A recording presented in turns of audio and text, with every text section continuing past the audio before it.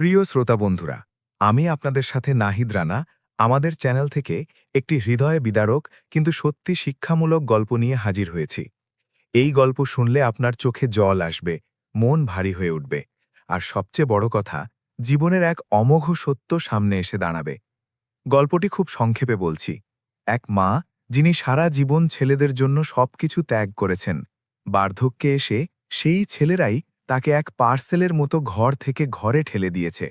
শেষ পর্যন্ত প্রকৃতি ও কর্মফল কিভাবে তাদের নিষ্ঠুরতার জবাব দিয়েছে, সেটাই এই গল্পের মূল কথা।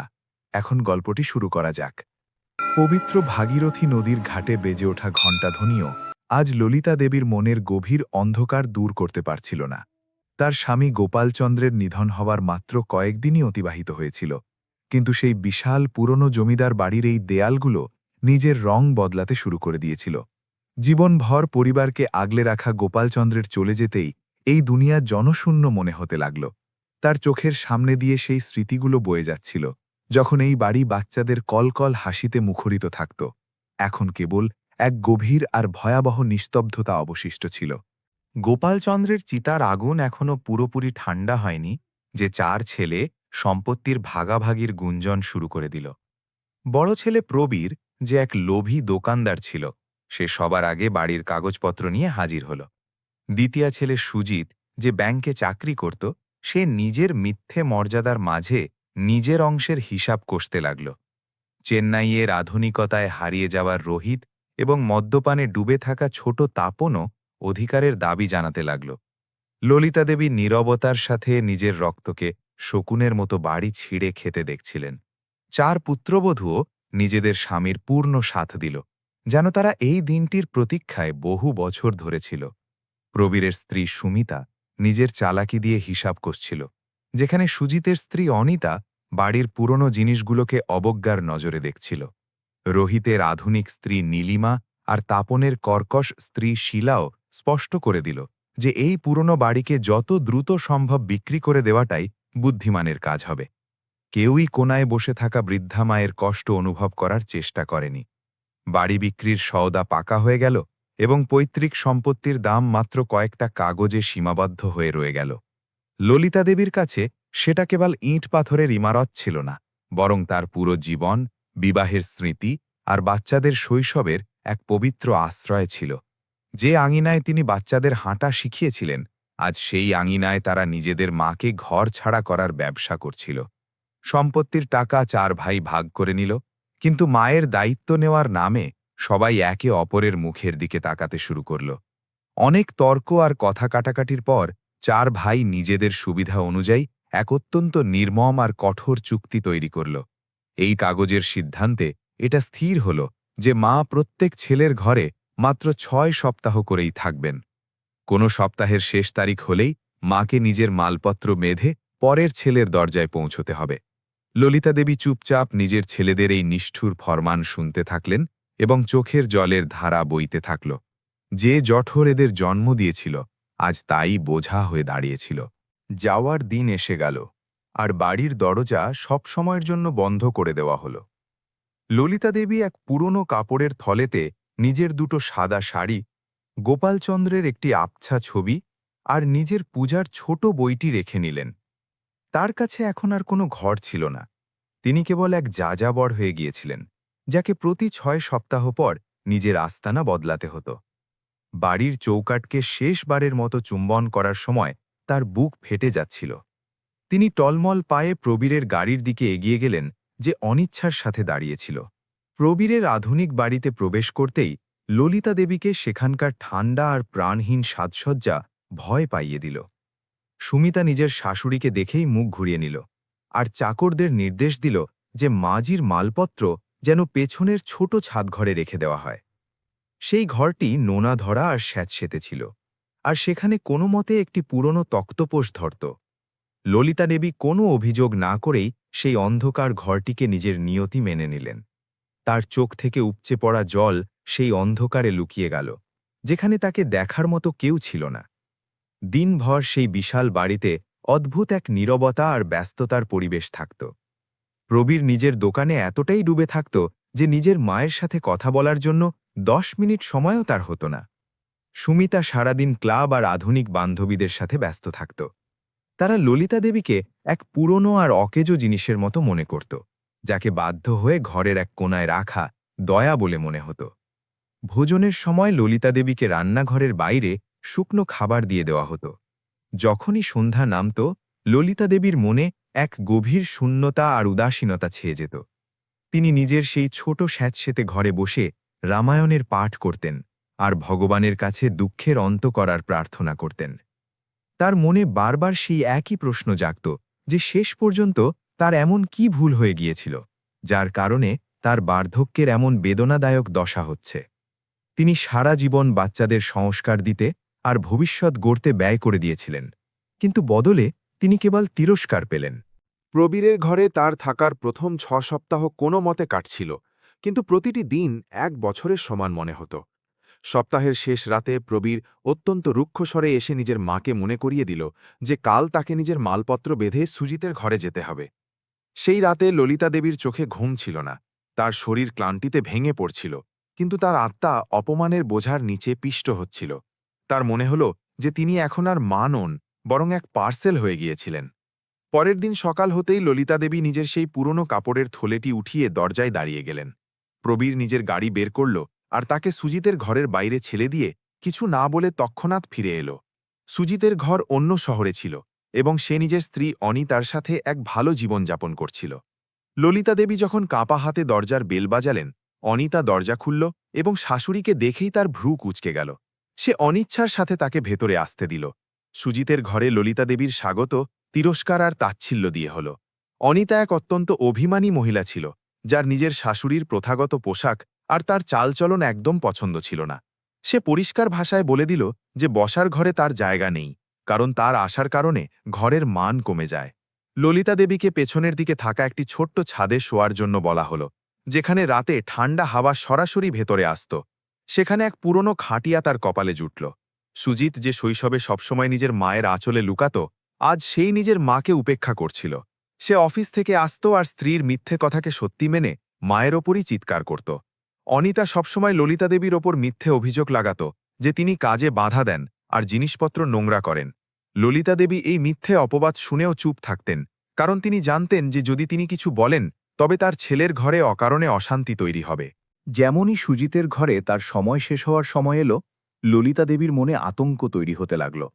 পরের সময় তাকে নিজের তৃতীয় ছেলে রোহিতের সাথে কাটাতে হবে, যে চেন্নাইয়ের এক আধুনিক এলাকায় থাকত। রোহিত অনেক আগেই নিজের শেকড়ের সাথে সম্পর্ক ছিন্ন করেছিল আর পশ্চিমা জীবনশৈলীতে মিশে গিয়েছিল। ললিতা দেবী জানতেন যেখানকার চাকচিক্যে তার সারল্যের কোনো জায়গা থাকবে না, কিন্তু এই নিষ্ঠুর চক্রকে ভাঙা তার সাধ্যে ছিল না। সুজিত তাকে ট্রেনের সাধারণ কামরায় বসিয়ে দিল আর রোহিতকে খবর পাঠিয়ে দিল যে পার্সেল রওনা হয়ে গিয়েছে। ট্রেনের সেই দীর্ঘ যাত্রা ললিতা দেবীর জন্য কঠোর শাস্তির থেকে কম কিছু ছিল না। জানালার বাইরে তাকিয়ে তার অতীতের অনেক মুহূর্ত তার অশ্রুসিক্ত চোখের সামনে ভাসতে লাগল। তিনি মনে মনে ভগবানের কাছে জিজ্ঞেস করছিলেন যে শেষ পর্যন্ত এই নিরন্তর ঘুরে বেড়ানোর জীবনের শেষ কোথায় হবে, কারণ তার ক্লান্ত শরীর এখন আর ব্যথা সহ্য করার শক্তি অবশিষ্ট নেই।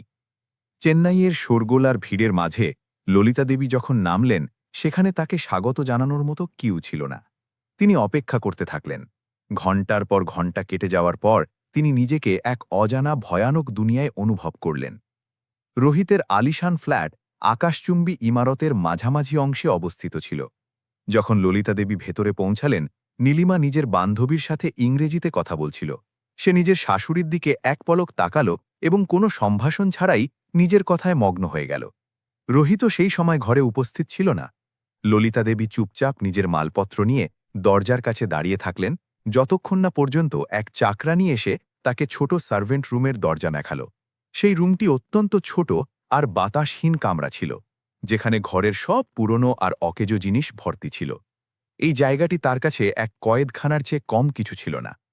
ললিতা দেবী মেঝের ওপরই নিজের চাদর বিছিয়ে নিলেন আর ঈশ্বরকে স্মরণ করতে করতে সেখানেই শুয়ে পড়লেন।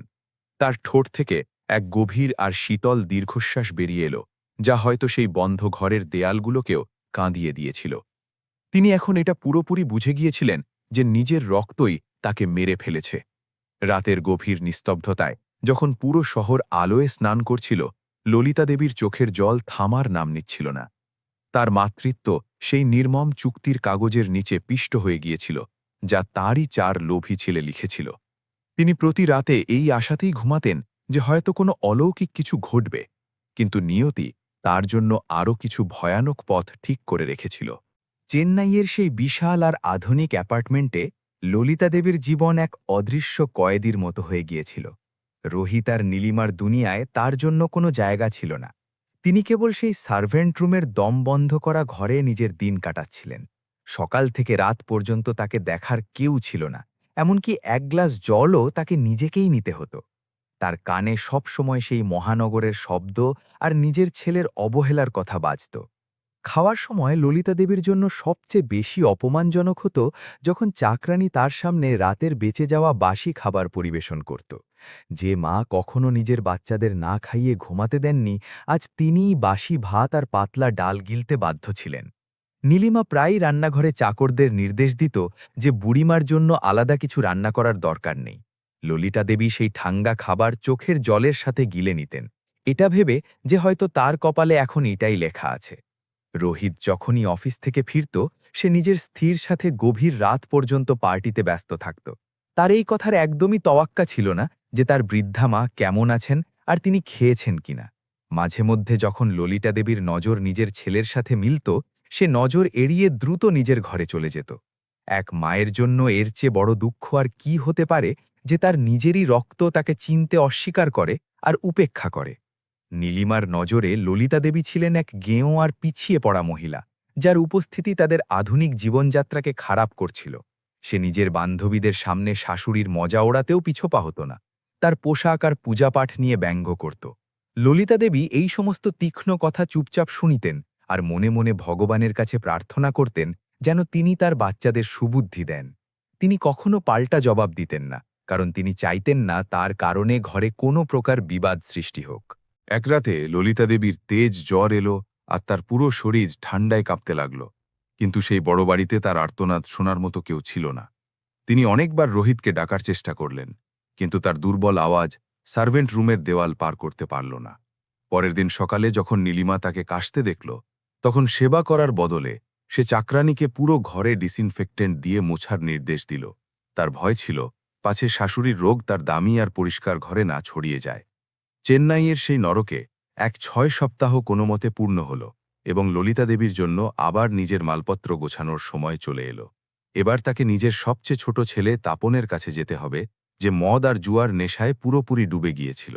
রোহিত একটি সস্তা ট্রেনের টিকিট তার হাতে ধরিয়ে দিল আর স্টেশনে ছাড়ার কষ্টটুকুও স্বীকার করল না। ললিতা দেবী নিজের সেই পুরনো কাপড়ের থলেটি বুকে জড়িয়ে অশ্রুসিক্ত চোখে সেই অচেনা শহর থেকে বিদায় নিলেন।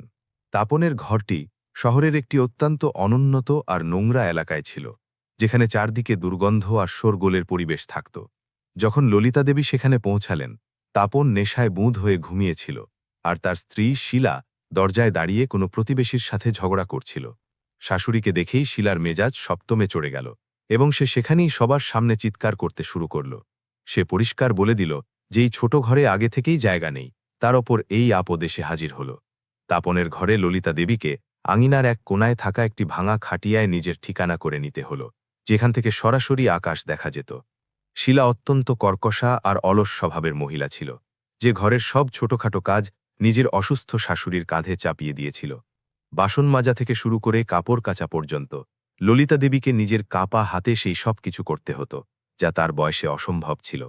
যদি কোনো কাজে সামান্য দেরি হতো, তবে শিলা তাকে বিশ্রী গালিগালাজ করতে ছাড়ত না। তাপনের অবস্থা দেখে ললিতা দেবীর হৃদয়ে রক্তক্ষরণ হতো, কারণ তিনি নিজের সবচেয়ে ছোট ছেলেকে অনেক আদর যত্নে মানুষ করেছিলেন। কিন্তু এখন সে এক অমানুষ হয়ে গিয়েছিল, যে প্রতি রাতে মদ খেয়ে ঘরে ফিরত আর টাকার জন্য নিজের স্ত্রীর সাথে মারপিট করত। অনেকবার সে নিজের মায়ের বেঁচে যাওয়া সামান্য টাকাগুলো কেড়ে নেওয়ার চেষ্টা করেছিল, যা তিনি নিজের কাফনের জন্য লুকিয়ে রেখেছিলেন। ললিতা দেবীর চোখের সামনে তার নিজেরই পরিবার তাসের ঘরের মতো ভেঙে পড়ছিল। ললিতা দেবী প্রায়ই রাতের অন্ধকারে আকাশের তারার দিকে তাকিয়ে নিজের মৃত স্বামী গোপালচন্দ্রের সাথে কথা বলতেন আর জিজ্ঞেস করতেন যে শেষ পর্যন্ত এটি কেমন পরীক্ষা। তিনি নিজের পুরো যৌবন এই 4 ছেলেকে একজন ভালো মানুষ বানাতে ব্যয় করে দিয়েছিলেন। নিজের প্রতিটি শখ আর প্রতিটি আনন্দ তাদের জন্য কুরবান করে দিয়েছিলেন। কি এক মায়ের ত্যাগ আর তপস্যার এটাই প্রতিদান হয় যে তাকে নিজের শেষ দিনে দুবেলা রুটি আর এক সম্মানজনক আশ্রয়ের জন্য দাঁড়ে দাঁড়ে ঘুরে বেড়াতে হবে? ভারতীয় সংস্কৃতিতে পিতামাতাকে ভগবানের মর্যাদা দেওয়া হয়, কিন্তু ললিতা দেবীর 4 ছেলে এই পবিত্র সম্পর্ককে এক ব্যবসায় পরিণত করেছিল। তারা এটা ভুলে গিয়েছিল যে কর্মের হিসাব এই জন্মেই দিতে হয়, আর ভগবানের ঘরে বিচার আছে, অন্ধতা নয়। ললিতা দেবী কখনো নিজের বাচ্চাদের জন্য অভিশাপ চাননি। তার ঠোঁটে সবসময় তাদের মঙ্গলের প্রার্থনাই থাকত। কিন্তু প্রকৃতির নিজস্ব এক তন্ত্র থাকে, যা প্রতিটি চোখের জলের হিসাব রাখে। একজন নির্দোষের চোখ থেকে জল পড়ে। শিলার তাচ্ছিল্য দিন দিন আরও বেশি ধারালো আর বিষাক্ত হয়ে উঠছিল, যা সরাসরি ললিতা দেবীর কলিজাকে ছিঁড়ে ফেলছিল। সে প্রায়ই বলতো যে, বুড়ি তো মরেও না আর আমাদের পিছুও ছাড়ে না, জানি না কবে এই অলক্ষণে আপদ বিদায় নেবে। এটা শুনে ললিতা দেবী নিজের চোখের জল আঁচলে মুছে নিতেন আর চুপচাপ নিজের কাজে লেগে যেতেন। তার শরীর এখন এই শারীরিক আর মানসিক অত্যাচার সহ্য করতে করতে পুরোপুরি জবাব দিয়ে দিয়েছিল, কিন্তু তবুও তিনি এক মৃতদেহের মতো বেঁচে ছিলেন। দেখতে দেখতে তাপনের ঘরের সেই নরকসম সময়টিও শেষের দিকে এগিয়ে চলল, এবং ললিতা দেবীকে আবার প্রবীরের ঘরে যাওয়ার প্রস্তুতি নিতে হল। এই চক্র এখন তার জন্য এক অন্তহীন সিলসিলায় পরিণত হয়েছিল, যেখানে তিনি এক ঘর থেকে অন্য ঘরে কেবল অপমানিত হওয়ার জন্যই যেতেন। এবার তাপন তাকে বাসস্ট্যান্ডে ছেড়ে দিয়ে এলো এবং কোনো টিকিট না কেটেই সেখান থেকে সটকে পড়ল। তাকে নিজের ভাগ্যের উপর ছেড়ে দিল। এক অপরিচিত ব্যক্তির সাহায্যে ললিতা দেবী কোনো মতে প্রবীরের শহর পর্যন্ত পৌঁছাতে সক্ষম হলেন। প্রবীরের ঘরে এবার তার ফিরে আসাকে আগের চেয়েও বেশি রুক্ষতা আর ঘৃণার সাথে গ্রহণ করা হল। সুমিতা তাকে দেখেই দরজাকে সজোরে বন্ধ করার চেষ্টা করল, যেন কোনো ভিখারি তাদের দরজায় এসে দাঁড়িয়েছে। প্রবীর পরিষ্কার ভাষায় বলে দিল যে এবার তাকে ঘরের ভেতরে নয়, বরং বাইরের ছাদের এক ছাদহীন অংশে থাকতে হবে। ললিতা দেবী কোনো প্রশ্ন না করেই নিজের ঝোলাটা তুলে নিলেন, আর সেই স্যাঁতসেঁতে ওর অন্ধকার ছাদে গিয়ে বসে পড়লেন, যেখান থেকে বাইরের দুনিয়াও দেখা যেত না। ছাদের ঠান্ডা মেঝে আর বাসি খাবার ললিতা দেবীর শরীরকে পুরোপুরি ফোকলা করে দিয়েছিল। তার হাড়গুলো দুর্বল হয়ে গিয়েছিল, তার চলাফেরা করতেও ভারী কষ্ট হতে লাগল। কিন্তু প্রবীর বা সুমিতার মধ্যে কেউই তার জন্য একজন ডাক্তার ডাকার প্রয়োজন বোধ করল না। তারা দুজনেই শুধু এই অপেক্ষায় থাকত যে কবে এই সময় শেষ হবে আর এই বুড়ি তাদের ঘর থেকে চিরকালের জন্য চলে যাবে। ললিতা দেবী এখন কেবল নিজের নিঃশ্বাসের ঋণ শোধ করার জন্যেই এই দুনিয়ায় বেঁচে ছিলেন। রাতের বেলা ছাদে ইঁদুর আর পোকামাকড়ের আতঙ্ক থাকত, যাতে ললিতা দেবীর খুব ভয় লাগত, কিন্তু তিনি চাইলেও কাউকে ডাকতে পারতেন না। তার মন পুরনো বাড়ির সেই সুরক্ষিত ঘরগুলোকে মনে করে ডুকরে উঠত, যেখানে তিনি নিজের জীবনের সবচেয়ে সুন্দর মুহূর্তগুলো কাটিয়েছিলেন। আজ সেই ছেলেরাই তাকে এই নোংরার মধ্যে মরার জন্যে ছেড়ে দিয়েছিল, যাদের তিনি নিজের বুকে আগলে রেখে প্রতিটি কুনজর থেকে বাঁচিয়েছিলেন। মায়ের জন্যে নিজের সন্তানদের এই ঘৃণা কোনো ধীর গতির বিষের চেয়ে কম কিছু ছিল না। ধীরে ধীরে ললিতা দেবী এটা মেনে নিয়েছিলেন যে তার ছেলেরা এখন আর তার নেই। তারা কেবল সেই সম্পত্তির ওয়ারিস ছিল যা তার স্বামী ছেড়ে গিয়েছিলেন। তার মাতৃত্ব এক এমন অপরাধ হয়ে দাঁড়িয়েছিল যার সাজা তাকে প্রতিদিন আর প্রতিটি মুহূর্ত ভোগ করতে হচ্ছিল। তিনি ভগবানের কাছে প্রার্থনা করতে শুরু করে দিয়েছিলেন যে এখন যেন তিনি তাকে নিজের কাছে ডেকে নেন, কারণ এই অপমানজনক জীবনের চেয়ে মৃত্যু হাজার গুণ শ্রেয়। তার হৃদয় সেই পবিত্র নদীর জলের মতো শান্ত হয়ে গিয়েছিল, যাতে এখন আর কোনো আলোড়ন বাকি ছিল না। প্রবীর, সুজিত, রোহিত আর তাপন 4 ভাই নিজেদের জীবনের দৌড়ে এতটাই অন্ধ হয়ে গিয়েছিল যে তারা নিজের মায়ের ফুপিয়ে কাঁদার শব্দ শুনতে পেত না। তারা 4 জন সমাজে নিজেদের মিথ্যে আভিজাত্য দেখাত, কিন্তু তাদের ঘরের 4 দেওয়ালের পেছনে এক বৃদ্ধা মা রক্তের অশ্রু ঝরাচ্ছিলেন। 4 ভাই মিলে নিজেদের মাকে এক ফুটবল বানিয়ে দিয়েছিল, যাকে তারা 6 সপ্তাহ পর অন্যের পালে ঠিলে দিত। তাদের হৃদয়ে মায়া, প্রেম বা করুণা নামের কোনো কিছুই বাকি ছিল না। সম্ভবত এটি ললিতা দেবীর গত জন্মের কোনো সঞ্চিত পুণ্য ছিল যে তিনি এই ভয়ানক তিরস্কার আর কষ্ট সত্ত্বেও নিজের মানসিক ভারসাম্য বজায় রাখতে পেরেছিলেন। তার আস্থা তখনও টলেনি। তিনি প্রতিদিন নিয়ম করে হাত জোড় করে নিজের ইষ্ট দেবতাকে স্মরণ করতেন আর গীতার শ্লোকগুলো মনে মনে পাঠ করতেন।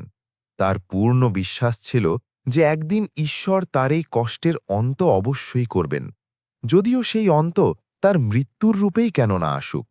তিনি প্রতিটি দুঃখকে ভগবানের প্রসাদ হিসেবে গ্রহণ করছিলেন। ছাদে থাকাকালীন প্রবীরের ঘরের এই সময়টিও শেষের দিকে ছিল এবং বর্ষার আমেজ শুরু হয়ে গিয়েছিল। বাতাসে এক ভয়ানক আর্দ্রতা মিশতে শুরু করেছিল, যা সরাসরি হাড়কে কাঁপিয়ে দিত। আর ললিতা দেবীর পরনে ঢাকার জন্য কেবল একটি ছেঁড়া শাল ছিল। তিনি জানতেন যে আগত দিনগুলো তার জন্য আরও বেশি চ্যালেঞ্জিং হতে চলেছে, কারণ এবার তাকে আবার সুজিতের ঘরে যেতে হবে। এটা ভেবেই তার আত্মা কেঁপে উঠত। কিন্তু তার কাছে অন্য কোনো বিকল্পও তো ছিল না। প্রবীর আর সুমিতা প্রতি সপ্তাহে বড় বড় রেস্টুরেন্টে খেতে যেত আর হাজার হাজার টাকা শুধু নিজেদের শখের জন্য খরচ করে দিত। কিন্তু যখন নিজের মায়ের কথা আসত, তখন তাদের কাছে কিছু টাকার ওষুধ কেনার জন্য পয়সা থাকত না। এটি সমাজের এক তিক্ত সত্য ছিল যে বৃদ্ধ পিতামাতা প্রায়ই নিজেদের সন্তানদের কাছে এক অপ্রয়োজনীয় বোঝা হয়ে দাঁড়ান, যাদের তারা যত দ্রুত সম্ভব নিজেদের কাঁধ থেকে নামিয়ে দিতে চায়। ললিতা দেবী এই নির্মম দুনিয়ায় পুরোপুরি একা আর নিঃস্ব হয়ে পড়েছিলেন। যেমন যেমন সময় কাটছিল, 4 ভাই আর পুত্রবধূদের ব্যবহার নিজের মায়ের প্রতি আরও বেশি হিংস্র আর নিষ্ঠুর হতে থাকল। কথায় কথায় তাকে তাচ্ছিল্য করা, অপমানিত করা আর ক্ষুধার্ত রাখা এখন তাদের কাছে এক সাধারণ ব্যাপার হয়ে গিয়েছিল। ললিতা দেবীর জীবন এখন কেবল এক সুতোর উপর ঝুলেছিল, যা যে কোনো সময় ছিঁড়ে যেতে পারত।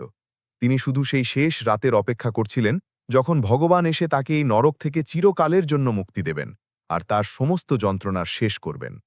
বর্ষা মাস তার চরম সীমায় ছিল, আর পূর্ব ভারতের ভারী বৃষ্টির হাওয়া কোনো ধারালো চাকুর মতো শরীরকে ছিঁড়ে দিচ্ছিল। ললিতা দেবীর প্রবীরের ছাদে থাকার সময় শেষ হয়ে গিয়েছিল। প্রবীর তাকে নিজের গাড়িতে বসিয়ে সুজিতের ঘরের দিকে নিয়ে যাচ্ছিল। আকাশে কালো ঘন মেঘ ছেয়েছিল, আর এক ভয়ানক ঝড়ের আসার সংকেত পাওয়া যাচ্ছিল। ললিতা দেবী নিজের একটি পুরনো আর ছেঁড়া শালের মধ্যে কুঁকড়ে বসেছিলেন, যা তাকে এই প্রাণঘাতী বৃষ্টি থেকে বাঁচাতে পুরোপুরি অসমর্থ ছিল। রাত তখন প্রায় 9টা বাজে, যখন প্রবীরের গাড়ি সুজিতের বাড়ির সামনে এসে থামল। হাওয়ার গতিবেগ বেড়ে গিয়েছিল, আর বৃষ্টির ভারী ফোঁটা পড়তে শুরু করেছিল। প্রবীর তাড়াহুড়ো করছিল। সে শুধু কোনোমতে নিজের মাকে সেখানে ছেড়ে নিজের উষ্ণ ঘরে ফিরতে চাইছিল। সে গাড়ির দরজা খুলল আর ললিতা দেবীর হাতে তার ঝোলাটা ধরিয়ে দিয়ে বাইরে বেরোনোর ইশারা করল। মায়ের কাঁপা পা মাটিতে পা রাখতেই প্রবীর গিয়ে সুজিতের বাড়ির কলিং বেল বাজাল। সুজিত দরজা খুলল, আর বাইরে নিজের বড় ভাইয়ের সাথে মাকে দাঁড়িয়ে দেখে তার মুখ রাগে লাল হয়ে গেল। পেছন থেকে তার স্ত্রী অনিতাও চলে এলো, যে আজ রাতে নিজের বাড়িতে এক বড় পার্টির আয়োজন করছিল।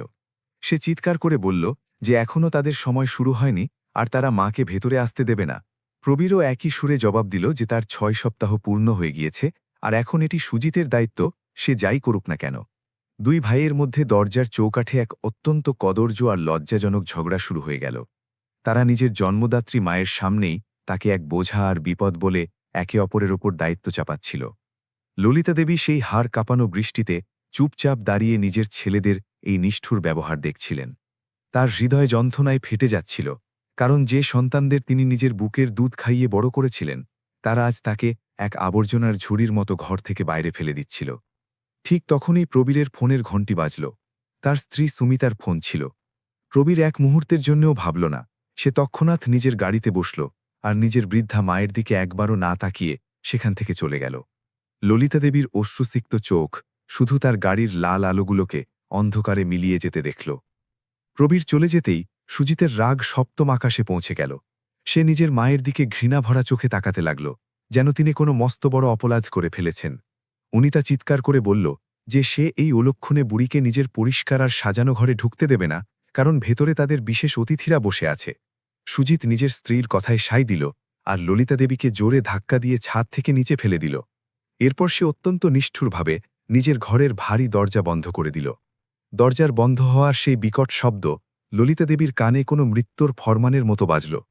ঘরের ভেতর থেকে দরজার খিল লাগানোর আওয়াজ তার বেঁচে থাকার শেষ বিশ্বাসটুকুও চিরকালের জন্য ভেঙে দিল। এখন তিনি সেই বিশাল আর ভেজা ছাদে পুরোপুরি একা ছিলেন, যেখান থেকে বাঁচার কোনো পথ ছিল না। তখনই আকাশ থেকে জোরে বিদ্যুৎ চমকল এবং মুষলধারে বৃষ্টির সাথে সাথে ঝড়ো হাওয়ার এক ভয়ানক ঝড় শুরু হয়ে গেল। প্রকৃতির এই রুদ্র রূপ তার ছেলেদের নিষ্ঠুরতার চেয়েও বেশি ভয়ানক লাগছিল। ললিতা দেবী নিজের কাঁপা আর অবশ হয়ে যাওয়া হাতে সেই ভারী কাঠের দরজাটা পেটাতে শুরু করলেন। তিনি কেঁদে কেঁদে নিজের ছেলে সুজিতের কাছে বিনতি করছিলেন যেন তাকে অন্তত সিঁড়ির নিচে বা কোনো কোণায় রাত কাটানোর জায়গা দেওয়া হয়। তিনি বললেন যে সকাল হতেই তিনি অন্য কোথাও চলে যাবেন, কিন্তু এই ঝড়ে তাকে বাইরে মরার জন্য ছেড়ে দিও না। কিন্তু ভেতরে বাজতে থাকা উচ্চস্বরের সঙ্গীত আর অতিথিদের শোরগোলে এক ছটফট করতে থাকা মায়ের সেই বেদনাদায়ক ডাক চিরকালের জন্য তলিয়ে গেল। কিছুক্ষণের মধ্যেই বৃষ্টির ভারী জল তার সাদা সুতির শাড়িকে পুরোপুরি ভিজিয়ে দিল।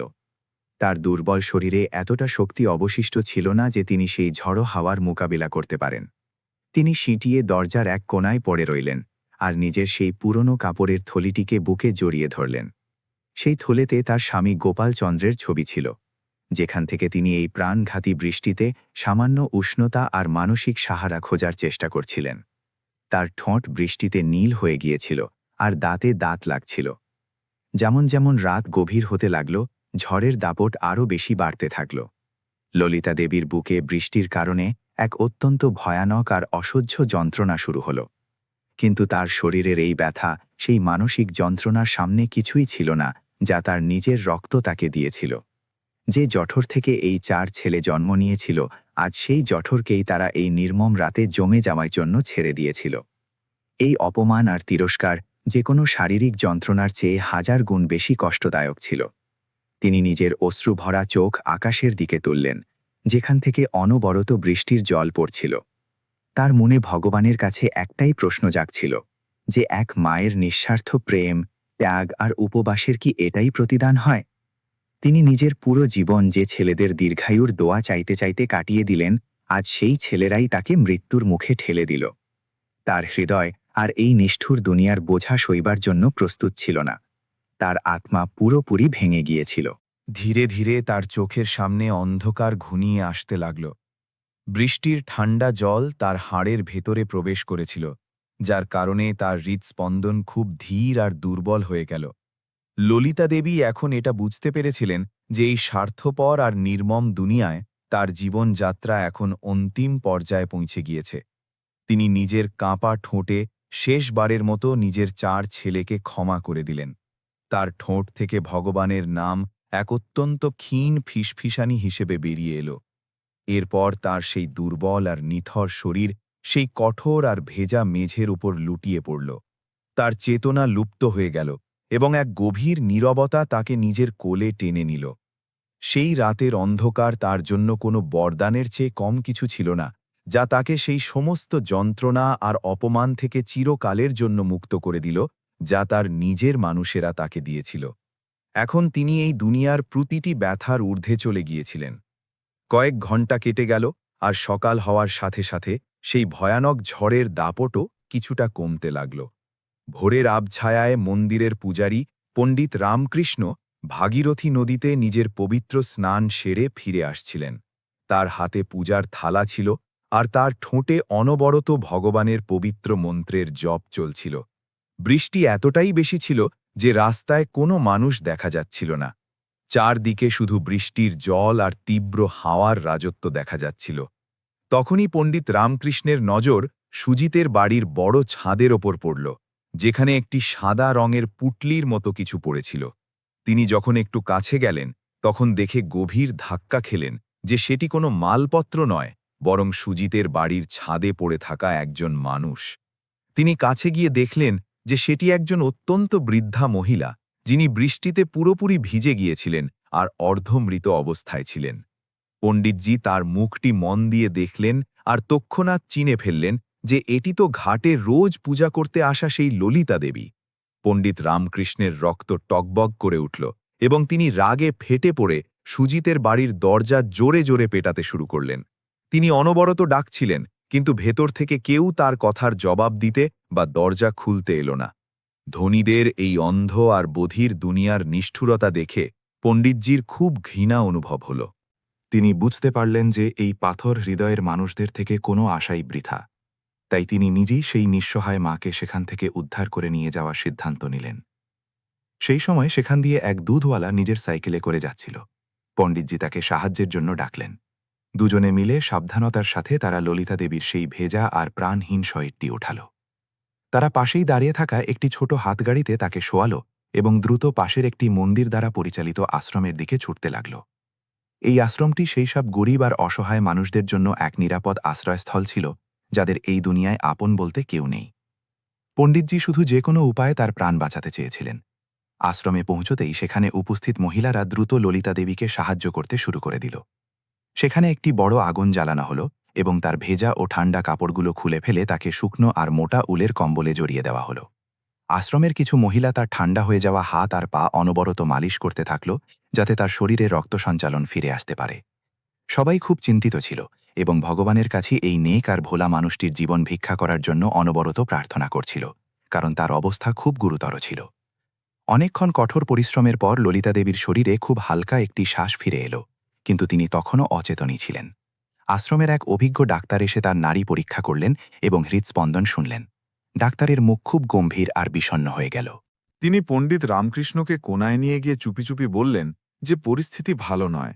এই প্রাণঘাতী বৃষ্টি আর মানসিক আঘাত তার দুর্বল হৃদয়ে এতটাই গভীর ক্ষতি করেছে যে এখন তার বেঁচে থাকার আশা না থাকার মতোই। এটি শুনে পণ্ডিত রামকৃষ্ণের চোখেও জল চলে এলো এবং তিনি ললিতা দেবীর মাথার কাছে বসলেন। তিনি নিজের চোখ বন্ধ করলেন এবং পূর্ণ শ্রদ্ধার সাথে মহামৃত্যুঞ্জয় মন্ত্র পাঠ করতে শুরু করলেন, যা মৃত্যুর উপর বিজয় পাওয়ার মন্ত্র হিসেবে মানা হয়। তিনি ললিতা দেবীর সেই শান্ত কিন্তু যন্ত্রণায় নীল হয়ে যাওয়া মুখটি দেখে মনে মনে ভাবছিলেন যে এই কলিযুগে মানবতা কতটা নিচে নেমে গিয়েছে। যে সন্তানদের জন্য এক মা নিজের সব কিছু বিলিয়ে দেন, সেই সন্তানরা এত নির্দয় আর রাক্ষস কিভাবে হতে পারে? আশ্রমে জ্বলতে থাকা সেই আগুনের হালকা আর উষ্ণ আলয় ললিতা দেবী খুব ধীরে নিজের ভারী চোখের পলক মেললেন। তার ঝাপসা দৃষ্টি যখন সামনে রাখা ভগবানের মূর্তির ওপর পড়ল, তখন তার মনে এক অদ্ভুত শান্তি ছেয়ে গেল। তিনি এখন আর কোনো শারীরিক কষ্ট অনুভব করছিলেন না, বরং এক ঐশ্বরিক আনন্দ অনুভব করছিলেন, যার বর্ণনা শব্দে করা অসম্ভব ছিল। তিনি জানতেন যে তিনি এখন পুরোপুরি নিরাপদ এবং এখন তিনি কোনো স্বার্থপর ছেলের জন্য আর বোঝা নন। তার সেই অর্ধচেতন অবস্থায় তার মনে হল যেন তার মৃত স্বামী গোপালচন্দ্র ঠিক তার পাশেই বসে আছেন। গোপালচন্দ্রের মুখে সেই পুরনো হাসিটি ছিল এবং তিনি খুব ভালোবাসা দিয়ে নিজের স্ত্রীর হাত নিজের হাতের মুঠোয় নিয়েছিলেন। এই পার্থিব জগতের সমস্ত দুঃখ, সমস্ত অপমান আর সেই যন্ত্রণাদায়ক বৃষ্টি এখন খুব দ্রুত পেছনে ফেলে তিনি এগিয়ে যাচ্ছিলেন। ললিতা দেবীর আত্মা এক গভীর আধ্যাত্মিক আর অনন্ত শান্তির দিকে অগ্রসর হচ্ছিল, যেখানে তার সন্তানদের দেওয়া ক্ষত তাকে আর কোনো কষ্ট দিতে পারবে না। পণ্ডিত রামকৃষ্ণ দেখলেন যে ললিতা দেবীর মুখে এক অদ্ভুত প্রশান্তি ছেয়ে গিয়েছে, কিন্তু তার শ্বাস তখনও খুব ক্ষীণ একটি সুতোয় বাঁধা ছিল। ডাক্তার গম্ভীর স্বরে বললেন যে আগামী ২৪ ঘণ্টা তার জন্য খুব নাজুক এবং এখন কেবল কোনো অলৌকিক কিছু ঘটলেই তার প্রাণ বাঁচতে পারে। আশ্রমের মহিলারা সারা রাত তার পাশে বসে তার পা মালিশ করার এবং ভগবানের কাছে তার জীবন ভিক্ষা চাওয়ার সিদ্ধান্ত নিল। স্বর চোখে এক ভাগ্যহীনা মায়ের জন্য গভীর বেদনা আর সহানুভূতি ফুটে উঠছিল। বাইরে আকাশে ঝড়ের দাপট তখনও পুরোপুরি শান্ত হয়নি। হাওয়া এখনও আশ্রমের জানালায় ধাক্কা খেয়ে এক ভয়ানক আওয়াজ তৈরি করছিল। এই ঝড় যেন সেই ভয়ানক অন্যায়ের প্রতীক ছিল, যা আজ রাতে এক মায়ের সাথে তার নিজের সন্তানেরা করেছিল। ললিতা দেবীর শরীর এক শুকনো কাঠের মতো বিছানায় পড়েছিল, যাতে না ছিল কোনো নড়াছড়া আর না ছিল ব্যথার কোনো অনুভূতি। জীবন আর মৃত্যুর সেই অতি পাতলা আর নাজুক সীমারেখায় তার মুখে বলিরেখা নয়, বরং গত হওয়া বছরগুলোর যন্ত্রণা স্পষ্ট লেখা ছিল। তার সেই পুরনো কাপড়ের থলেটি এখনও তার মাথার কাছে রাখা ছিল, যা আশ্রমের এক মহিলা খুলে দেখল। তাতে কেবল গোপালচন্দ্রের আবছা ছবি, গীতার একটি ছোট বই আর পূজার কিছু শুকনো ফুল ছিল। এটি দেখে সেই মহিলাদের চোখ আরও ভিজে গেল, কারণ কোটি কোটি টাকার সম্পত্তির মালিক ছেলেদের এই মায়ের কাছে নিজের বলতে কোনো কিছুই ছিল না।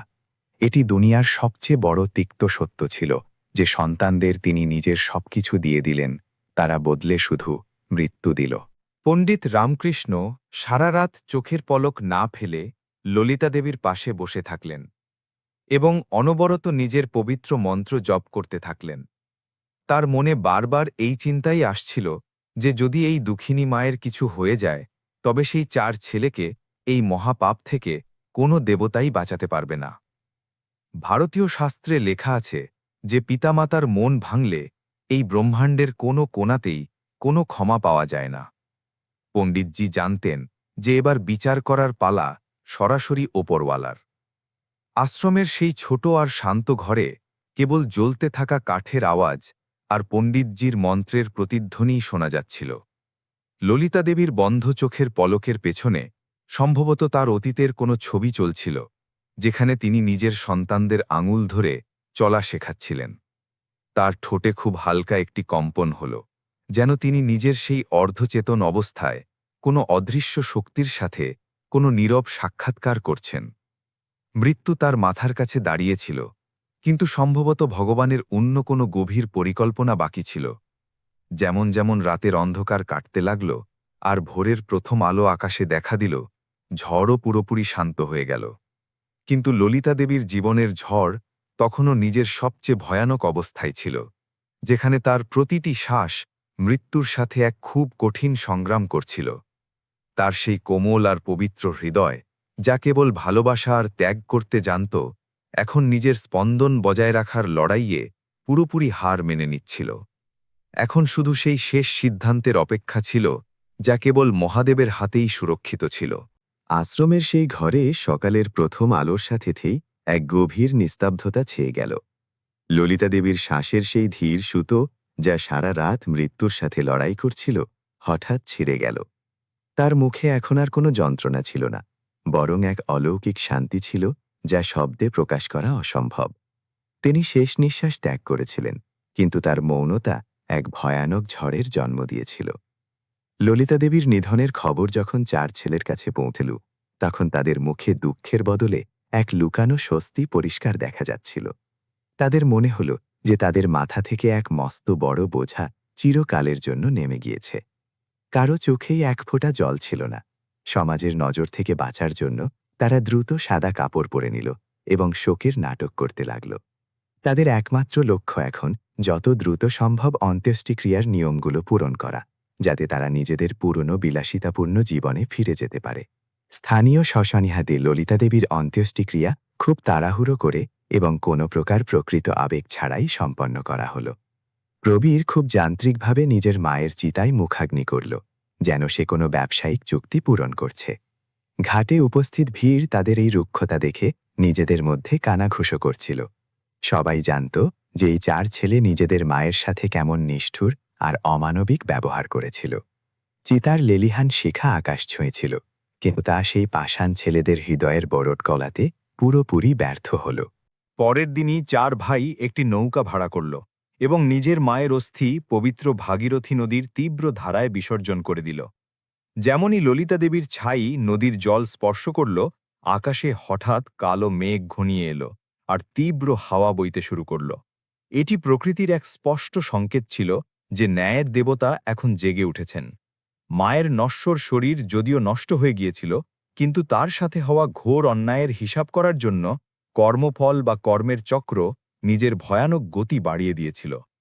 অস্থি বিসর্জনের ঠিক 3য় দিনে প্রবীরের সেই বিশাল দোকানে হঠাৎ ভয়ানক আগুন লেগে গেল, যেখানে কোটি কোটি টাকার মাল রাখা ছিল। রাতের অন্ধকারে আগুনের শিখা এতটাই তীব্র ছিল যে দমকলের ডজন ডজন গাড়িও তা নেভাতে পুরোপুরি ব্যর্থ হল। প্রবীর আর সুমিতা রাস্তায় দাঁড়িয়ে নিজেদের পুরো জীবনের উপার্জনকে ছাই হয়ে যেতে দেখছিল।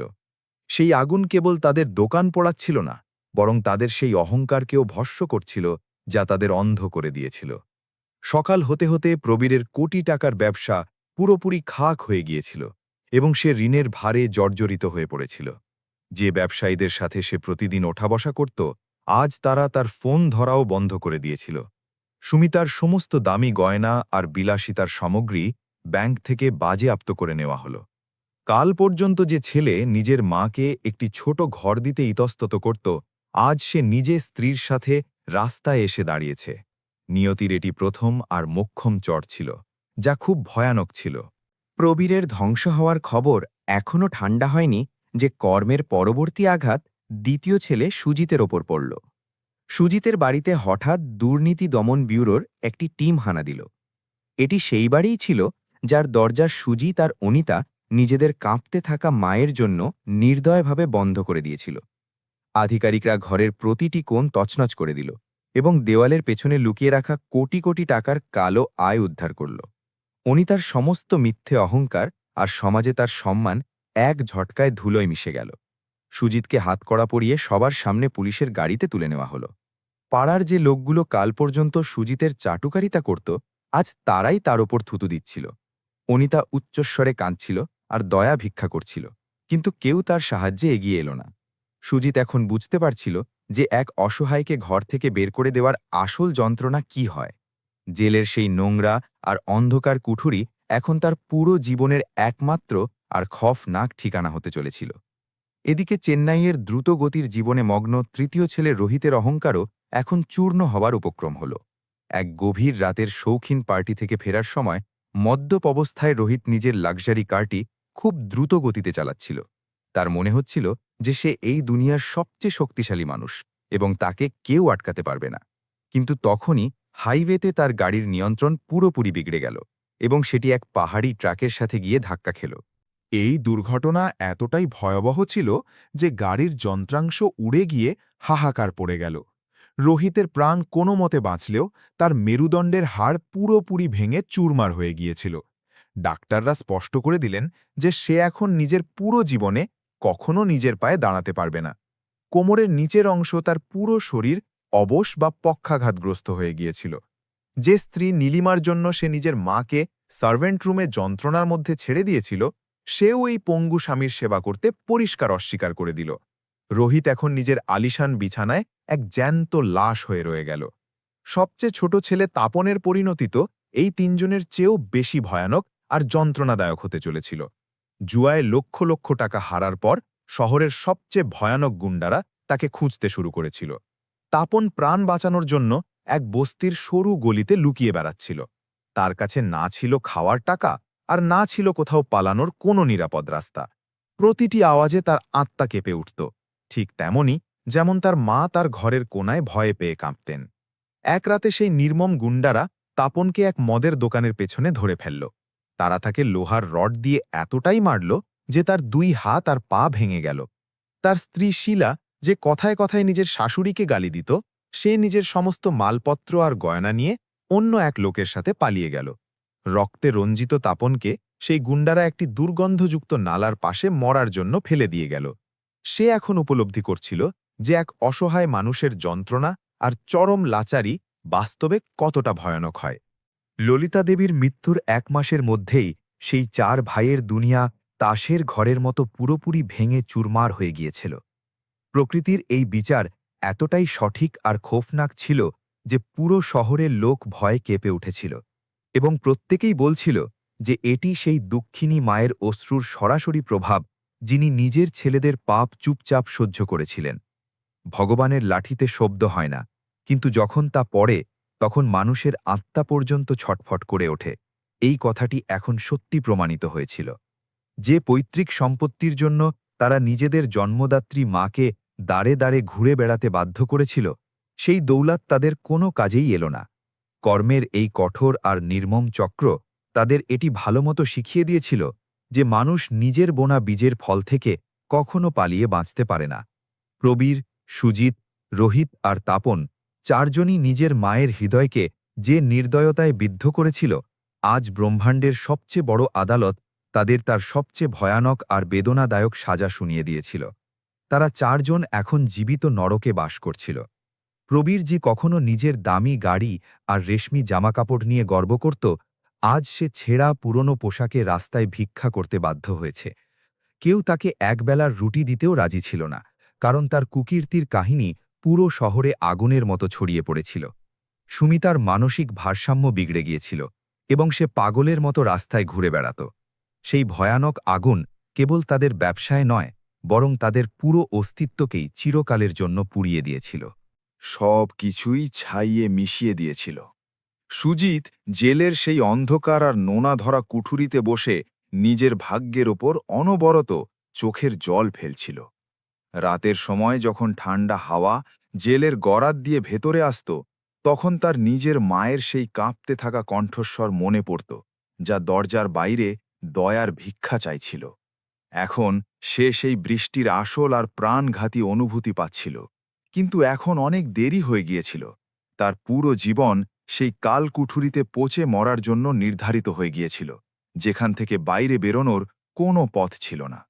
চেন্নাইয়ের হাসপাতালে পড়ে থাকা রোহিত দিন-রাত কেবল হাসপাতালের সাদা ছাদের দিকে তাকিয়ে থাকত। তার শরীরে কোনো নড়াচড়া ছিল না। সে নিজের মুখ থেকে একটি মাছি তাড়ানোর ক্ষমতাও রাখত না। নার্সরা খুব রুক্ষভাবে তাকে খাবার দিয়ে যেত এবং তার নোংরা পরিষ্কার করার সময় প্রায়ই তাকে গালিগালাজ করত। সেই সময় তার নিজের সেই বৃদ্ধা মায়ের কথা খুব মনে পড়ত, যাকে সে সার্ভেন্ট রুমে জানোয়ারের মতো ক্ষুধার্ত রেখেছিল। পঙ্গু হওয়ার সেই ব্যথা তাকে প্রতি মুহূর্তে এক মৃত্যুর সমান ভয়ানক আর অসহ্য যন্ত্রণা দিচ্ছিল। তাপনের অবস্থা তো কোনো নড়বড়ে আর অসুস্থ কুকুরের চেয়েও অধম হয়ে গিয়েছিল। নিজের ভাঙা পা নিয়ে সে মন্দিরের বাইরে হামাগুড়ি দিয়ে বেড়াত এবং লোক তাকে ঘৃণার নজরে দেখে এগিয়ে যেত। অনেক সময় তাকে ডাস্টবিন থেকে উচ্ছিষ্ট খাবার তুলে নিজের খিদে মেটাতে হতো। যে ছেলে নিজের মায়ের কাফনের টাকা কেড়ে নেওয়ার চেষ্টা করত, আজ তার শরীরে ক্ষত ঢাকার জন্য এক টুকরো পরিষ্কার কাপড় পর্যন্ত ছিল না। তার কর্ম তাকে মানুষ থেকে এক ঘৃণ্য কীটে পরিণত করে দিয়েছিল। পণ্ডিত রামকৃষ্ণ যখনই ভাগীরথী ঘাটে বসতেন, তখন তিনি আগত পুণ্যার্থীদের ললিতা দেবী আর তার সেই 4 পাপিষ্ঠ ছেলের এই ভয়ানক কাহিনী অবশ্যই শোনাতেন। তিনি লোকেদের বোঝাতেন যে এই দুনিয়ায় পিতামাতার স্থান ভগবানের চেয়েও উচ্চে এবং তাদের মনে কষ্ট দেওয়া সবচেয়ে বড় অমার্জনীয় পাপ। ললিতা দেবী কখনো নিজের বাচ্চাদের কোনো অভিশাপ দেননি, কিন্তু তার চোখ থেকে ঝরে পড়া প্রতিটি অশ্রু ব্রহ্মাণ্ডের ন্যায় বিচারে এক খুব ভারী আর বিনাশকারী অভিশাপ হয়ে নথিভুক্ত হয়ে গিয়েছিল। প্রকৃতির এটি অটল নিয়ম যে যে যেমন কর্ম করবে তাকে তেমনই ফল এই জন্মেই ভোগ করতে হবে। সেই 4 ভাই মিলে নিজেদের বৃদ্ধা মাকে এক ফালতু আর অকেজো বোঝা মনে করেছিল, কিন্তু ভগবান এমন খৌফনাক বিচার করলেন যে তাদের সবার আত্মা চিরকালের জন্যে কেঁপে উঠল। এখন তাদের 4 জনের কাছে কেবল অনুতাপ আর অনুশোচনার চোখের জল অবশিষ্ট ছিল, কিন্তু তাদের সেই চোখের জল মোছানোর মতো এখন এই দুনিয়ায় কেউ উপস্থিত ছিল না। কর্মের এই ভয়ানক অগ্নিতে তাদের এখন জীবনভর পুড়তেই হতো। ভাগীরথীর ঘাটে আজ এক অদ্ভুত বিষণ্ণতা ছেয়েছিল। ভোরের ঘন কুয়াশা নদীর শান্ত জলকে নিজের কোলে আগলে রেখেছিল। এই কুয়াশার মাঝেই 4 জন জরাজীর্ণ মানুষ নিজেদের পাপের ভারী বোঝা টেনে ঘাটের সিঁড়িতে এসে জড়ো হল। এরা সেই 4 জনই ছিল যারা কয়েক মাস আগে এই পবিত্র স্থানে নিজেদের মায়ের অস্থি কোনো প্রকার সম্মান ছাড়াই বিসর্জন দিয়েছিল। আজ তাদের আভিজাত্য, তাদের দাপট আর তাদের অগাধ সম্পদ সেই ছাইয়ের মতো বাতাসে উড়ে গিয়েছিল। প্রবীরের শরীরে এখন রেশমি কাপড়ের জায়গায় তালিমারা আর ময়লা তেনা ছিল। তার চোখে ক্ষুধা আর দরিদ্রতার গভীর খাদ দেখা যাচ্ছিল। জেল থেকে কোনো মতে জামিনে ছাড়া পাওয়ার সুজিত এখন এক জ্যান্ত কঙ্কাল হয়ে গিয়েছিল, যার মুখ লজ্জা আর ভয়ে সবসময় নিচু হয়ে থাকত। রোহিতকে একটি ভাঙা হুইল চেয়ারে কোনো এক অচেনা লোক ঠেলে নিয়ে এসেছিল, কারণ তার নিজের অর্ধেক শরীর এখন পাথরের মতো অসাড় আর প্রাণহীন হয়ে গিয়েছিল। সবার শেষে তাপন নিজের ভাঙা পায়ের সাহায্যে মাটিতে হামাগুড়ি দিয়ে আসছিল। যখন এই 4 ভাইয়ের নজর একে অপরের সাথে মিলল, তখন তারা নিজেদের ধ্বংসের খৌফনাক আয়না দেখে শিউরে উঠল। তারা একে অপরকে চিনতে তো পারছিল, কিন্তু কারো ঠোঁটে কোনো শব্দ ছিল না। তাদের এই ভয়ানক পতন কেবল কোনো কাকতালীয় ঘটনা ছিল না, বরং এটি সেই ব্রহ্মাণ্ডীয় ন্যায়বিচারের সরাসরি ফলাফল ছিল যা তাদের আত্মাকে ক্ষতবিক্ষত করে দিয়েছিল। মায়ের চোখের জল তাদের ঘরকে যে বিনাশকারী আগুনে ঠেলে দিয়েছিল, তার উত্তাপ এখন তারা 4 জন নিজেদের রুগ্ন শরীরের প্রতিটি লোমকূপে খুব গভীরভাবে অনুভব করছিল। ভাগীরথীর শীতল ঢেউ যখন ঘাটের সিঁড়িতে আছড়ে পড়ছিল, তখন তাদের আওয়াজে 4 ভাই নিজের মায়ের সেই চিৎকার শুনতে পাচ্ছিল যা তারা সেই ঝড়ের রাতে না শোনার ভান করেছিল। তাদের মনে পড়ছিল কিভাবে তারা 6 সপ্তাহের সেই নিষ্ঠুর চুক্তি বানিয়ে নিজেদের জন্মদাত্রী মাকে এক পার্সেলে পরিণত করেছিল। ললিতা দেবীর সেই পুরনো কাপড়ের থলে আর তার ছলছল চোখ এখন প্রতি মুহূর্তে তাদের মগজে এক দুঃস্বপ্নের মতো ঘুরছিল, যা তাদের রাতে ঘুমোতে পর্যন্ত দিচ্ছিল না। হুইলচেয়ারে বসে থাকা রোহিতের গলা থেকে হঠাৎ একটি খুব বেদনাদায়ক আর চাপা চিৎকার বেরিয়ে এলো। সে নিজের অসাড় হাত দুটো নদীর দিকে বাড়ানোর চেষ্টা করছিল, যেন নিজের মায়ের আঁচল শেষবারের মতো ধরতে চায়। তার চোখের জল তার গাল ভিজিয়ে দিয়েছিল, যা এই কথার সাক্ষ্য দিচ্ছিল যে পঙ্গু হওয়ার কষ্ট সেই কষ্টের চেয়ে অনেক ছোট যা সে নিজের মাকে সার্ভেন্ট রুমে ক্ষুধার্ত রেখে দিয়েছিল। এখন সে সারা জীবন চাইলেও নিজের পায়ে চলতে পারত না। রোহিতকে এভাবে কাঁদতে দেখে প্রবীরও নিজেকে সামলাতে পারল না এবং ঘাটের ঠান্ডা জমিতে লুটিয়ে পড়ে হাউ হাউ করে কাঁদতে লাগল। সে নিজের দুহাত দিয়ে নিজের মাথা চেপে ধরল এবং জোরে জোরে আকাশের দিকে তাকিয়ে নিজের মায়ের কাছে ক্ষমা চাইতে লাগল। সে চিৎকার করছিল যে তার সম্পদের অহংকার তাকে অন্ধ করে দিয়েছিল এবং সে এটা ভুলে গিয়েছিল যে মা তাকে চলা শিখিয়েছিলেন তাকেই সে ছাদের সেই অন্ধকার কোণায় পচে মরার জন্য ছেড়ে দিয়েছিল। তার এই বিলাপ ঘাটের নিস্তব্ধতাকে চিড়ে দিচ্ছিল। সুজিত নিজের দুহাত জোড় করে নিল এবং নদীর পবিত্র জলে হাঁটুর ওপর ভর দিয়ে বসে পড়ল। তার শরীর বৃষ্টিতে কাঁপছিল, ঠিক তেমনি যেমন তার মা সেই শেষ রাতে সুজিতের দরজায় বৃষ্টিতে কাঁপছিলেন। সে বারবার জলে ডুব দিচ্ছিল, যেন নিজের সেই ঘৃণ্য পাপ ধুয়ে ফেলতে চায় যা তাকে একজন অপরাধী বানিয়ে দিয়েছিল। সে কাঁদতে কাঁদতে বলছিল যে যদি সে সেই রাতে দরজা খুলে দিত তবে আজ তাকে জেলের সেই খফনাক আর স্যাঁতসেঁতে দেওয়ালের মাঝে তিলে তিলে মরতে হতো না। মাটিতে হামাগুড়ি দেওয়া তাপন নিজের রক্তাক্ত হাতে ঘাটের মাটি নিজের বুকে জড়িয়ে ধরল আর পাগলের মতো চিৎকার করতে লাগল। সে সবার ছোট ছিল আর মায়ের সবচেয়ে আদুরে ছিল, কিন্তু সেই নিজের মাকে সবচেয়ে বেশি গালি দিয়েছিল আর তার কাফনের টাকা ছিনিয়ে নেওয়ার চেষ্টা করেছিল। আজ যখন গুন্ডারা তার হাড় ভেঙে দিয়েছিল আর তাকে ডাস্টবিন থেকে খেতে হতো, তখন সে বুঝছিল লাচারি কতটা ভয়ানক আর বেদনাদায়ক হয়। তার চিৎকার বুক কাঁপিয়ে দিচ্ছিল। 4 ভাই ভাগীরথী ঘাটে ডুকরে ডুকরে কাঁদছিল। তারা ভগবান আর নিজের মায়ের আত্মার কাছে বারবার দয়া ভিক্ষা করছিল। তারা বলছিল যে তাদের সব কিছু কেড়ে নেওয়া হয়েছে, তারা পুরোপুরি ধ্বংস হয়ে গিয়েছে, এখন অন্তত তাদের এই অসহ্য মানসিক যন্ত্রণা থেকে মুক্তি দেওয়া হোক। কিন্তু প্রকৃতির বিচারে কখনো কোনো আবেগ বা রেহাই থাকে না। ভাগীরথী নদীর ঢেউ সেই একই শান্তি আর নিস্তব্ধতার সাথে বয়ে চলছিল, যেন তারা এই পাপিষ্ঠদের চিৎকারকে পুরোপুরি উপেক্ষা করে দিয়েছে। পাশেই এক উঁচু চাবুতরায় দাঁড়িয়ে পণ্ডিত রামকৃষ্ণ এই 4 ভাইয়ের বিলাপ খুব শান্তভাবে দেখছিলেন। তার মুখে না ছিল কোনো দয়া আর না ছিল কোনো রাগ, কারণ তিনি জানতেন যে কর্মফল একবার ব্রহ্মাণ্ডে ছেড়ে দেওয়া হলে তা আর ফেরত নেওয়া যায় না। পণ্ডিতজি ধীর গলায় বললেন যে যখন মা জীবিত ছিলেন আর তোমাদের দরজায় ভালোবাসার ভিক্ষা চাইছিলেন, তখন তোমাদের হৃদয়ে পাথরের দেয়াল দাঁড়িয়েছিল। এখন এই মিথ্যে চোখের জলে কোনো দেবতাই গলে যাবে না। হিন্দু ধর্মের শাস্ত্রে এটি স্পষ্টরূপে লেখা আছে যে মানুষ নিজের পিতামাতার চোখে জল আনে তাকে কোনো তীর্থস্থানে বা নদীর পবিত্র জলেও কখনো মুক্তি দেওয়া হয় না। এই 4 ছেলে নিজের মায়ের মাতৃত্বকে এক বোঝা মনে করেছিল এবং তার সেই পবিত্র ভালোবাসাকে খুব নিষ্ঠুরভাবে অপমান করেছিল। ভগবান তাদের এই জঘন্য পাপের যে বিচার করলেন তা পুরো সমাজের জন্য এক এমন উদাহরণ তৈরি করে দিল যা দেখে আগত অনেক প্রজন্ম ভয়ে কেঁপে উঠবে। সকালের সূর্য পুরোপুরি উঠে গিয়েছিল, কিন্তু এই 4 ভাইয়ের জীবনে এখন চিরকালের জন্য কেবল এক গভীর আর খফনাক অন্ধকার নেমে এসেছিল। তাদের মা ললিতা দেবী তো এখন পরম ধাম প্রাপ্ত হয়েছেন, যেখানে কোনো দুঃখ ছিল না, কিন্তু তার এই 4 ছেলে এখন নিজেদের বাকি থাকা পুরো জীবন এভাবেই রাস্তায় হামাগুড়ি দিয়ে আর নিজেদের সেই ভয়ানক পাপের আগুনে পুড়তে পুড়তাই কাটাবে। এই কাহিনী এই কথার সবচেয়ে বড় আর তিক্ত সত্য যে কর্মের হিসেব প্রতিটি মানুষকে এই জন্মেই দিতে হয়।